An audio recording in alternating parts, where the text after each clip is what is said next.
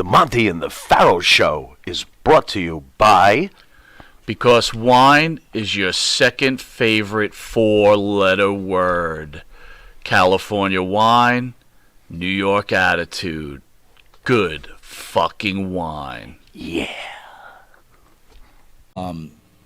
At some point when you come back, you leave the WWE, you come back. Yeah. I believe you there at the same time Ashley Massaro was there. I don't know if you ever met Ashley. I was friends with her. She's a super sweet human being. Which I heard, and I've heard that about her. She actually went to my high school. She was younger than me, but okay.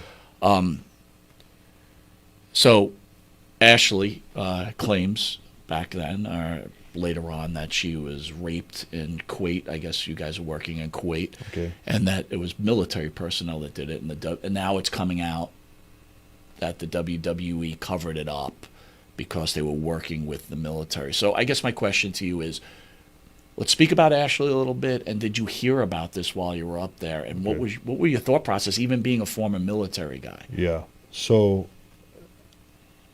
I didn't hear about this.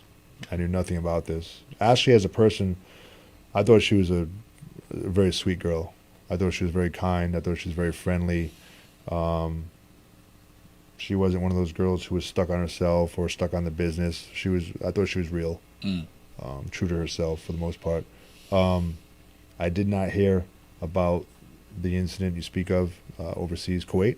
I think it was Kuwait. I might have it wrong, but I didn't think hear about that. The claim of someone from the military being involved in the rape, you're saying?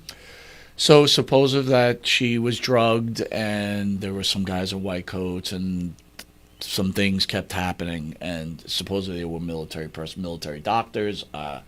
Again, I didn't go that deep into it. I just was shocked that it now reared its head again since we have these allegations against Vince. Now it's John Laurinaitis has come out against Vince and said, yes, he knew about this and we did cover this up. Well, I mean, it's possible. I hope that didn't happen, just for Ashley's sake. But is it possible? I mean, it's possible.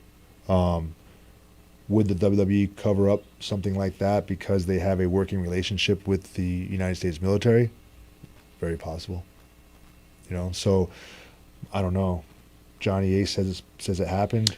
Yeah. Well, Johnny Ace is also part of this whole sexual thing too. So Johnny, I mean, he's running with his cheese somewhere. Like he's selling people out right now. Yeah, and Johnny Ace. I mean, listen, I'm not going to beat around the bush. He's not a great person. He's not a good person, unfortunately. So. Was that your own personal experience, or just things people would tell you, or things you saw? Yeah, my experience, the things I saw. Yeah, a little of both, sure.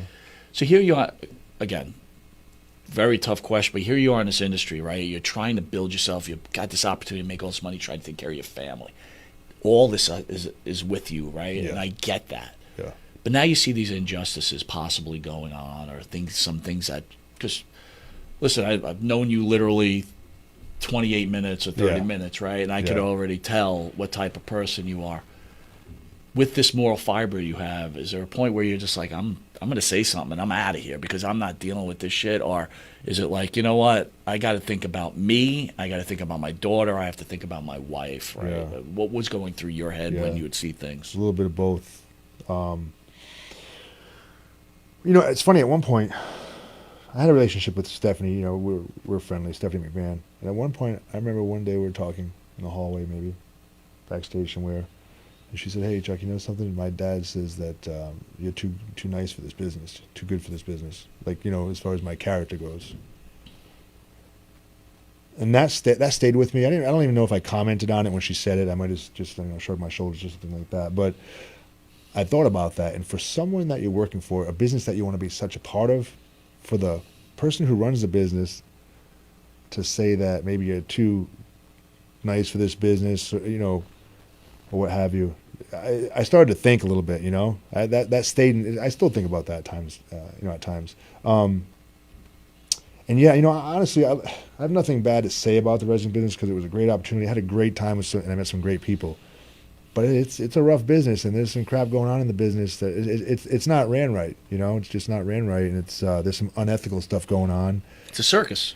Yeah, and it's cutthroat. Unfortunately, it might be different now, but people have been taken advantage of and mistreated. And I'm not talking about these accusations or allegations with Vince. I'm just talking about generally speaking as an independent contractor or an employee. People have been taken advantage of and mistreated. You mentioned Stephanie, though.